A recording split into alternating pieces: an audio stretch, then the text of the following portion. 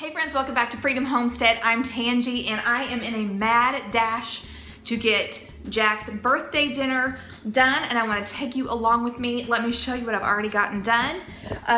Right here I have celery and carrots getting ready to be cut into sticks. I've got some ranch dip that I made. That's just a sour cream and a packet of ranch. Over here, sorry I'm shaking y'all so bad. Over here, I've got 2 eggs that I'm going to boil, and I've got water set to boil for pasta, making a pasta salad. And then in the oven, which you can't see, I've got a pie shell that is baking, and that is almost done. In the microwave, I have some tea that is ready to be made into tea. And in the sink, I have some Zacon chicken, in the sink I have some Zacon chicken that I set out to thaw this morning, and it is ready to rock and roll, so here we go. Okay friends, here I am just peeling and cutting the carrots and the celery into sticks. There's nothing significant there, but I do want to point out at the end of this, I put all of those scraps that I'm putting in a pile right there in a Ziploc bag. That bag stays in the freezer, it collects all of the veggie scraps and goes into chicken stock later. Now on to the pasta salad. I boiled, rinsed, and drained elbow macaroni. That's about less than a pound. I just added about a cup of whipped dressing, seasoned to taste with salt and pepper. Here I am adding about a 1/4 teaspoon of dill weed that we grew and dehydrated ourselves.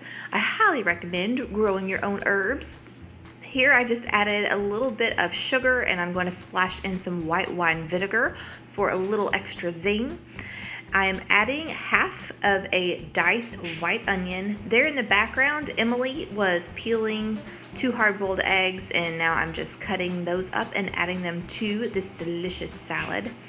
Up next is a tomato. I'm going to dice half of a tomato and throw it in there. It is so yummy, you guys. Just give it a stir, then cover it and put it in the refrigerator to hang out until it is time to eat.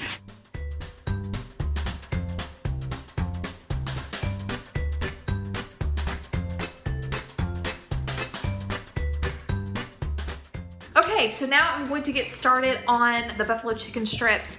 Let me show you what I'm doing. So the first thing you're gonna do is preheat your oven to 425 Fahrenheit, and then in a baking sheet that has a lip, you're going to add a couple of tablespoons of butter. Put that cookie sheet in the oven and let the oven melt the butter for you.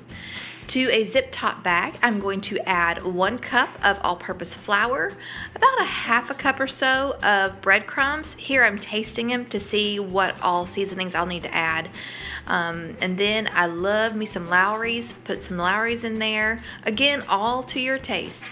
A little extra salt, some garlic powder, and pepper. Then you're just gonna shake your bag around and get it all worked through there.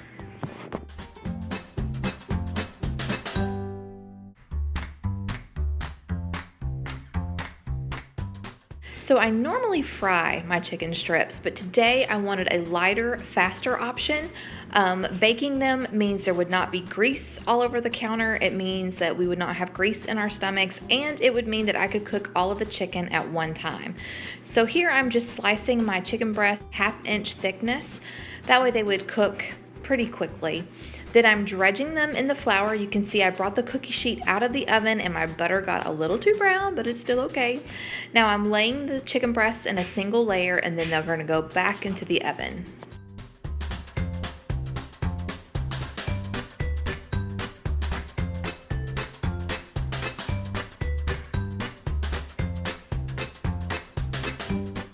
While the chicken is baking, I am going to work on the chocolate pie. We prefer birthday pie over birthday cake.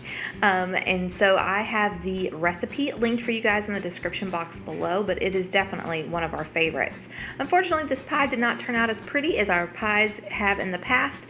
It still tasted delicious, but because I was in such a hurry, I didn't make a pretty crust, but that's okay. It was still good. Here I am pulling out the chicken, and then I ended up having to use another baking sheet, and that chicken has to be turned.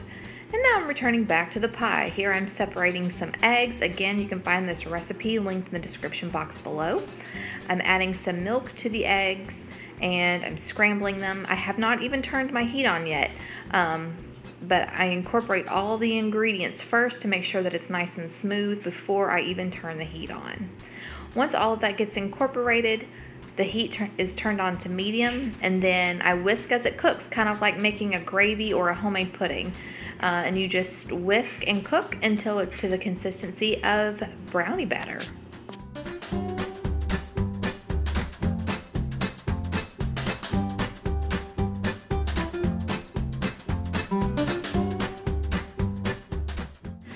When my pie filling has finished cooking, I remove it from the heat and I continue to stir because the pan is still really hot, so it's going to continue to cook.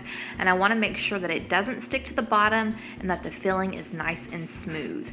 Once I get it whipped and smoothed out, I add a couple of tablespoons of butter and some vanilla and stir it all in. Once that is stirred in, I add it to my very rustic pie shell, and then I set it aside.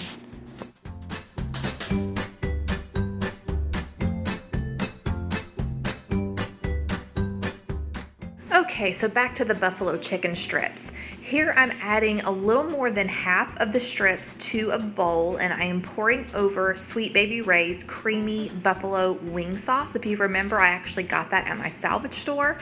So I'm mixing it around and I'm returning it back to the cookie sheet because these are going to go back in the oven and they're going to get heated through, and that sauce becomes nice and sticky.